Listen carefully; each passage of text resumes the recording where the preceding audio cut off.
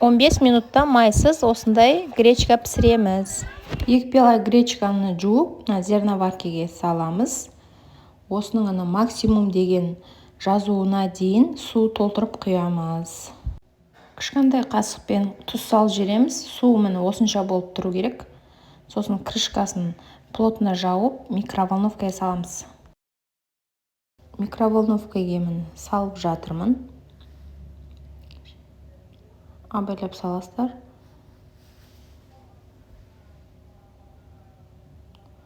Енді 15-16 минутқа қоямыз. 15-16 минутта пісіп шығады, Құдай қаласа. Гречкамыз пісті. Уже крышкасы оңай алынады. Міне осындай астына қатпаған. Күшті болып пісті гречкамыз.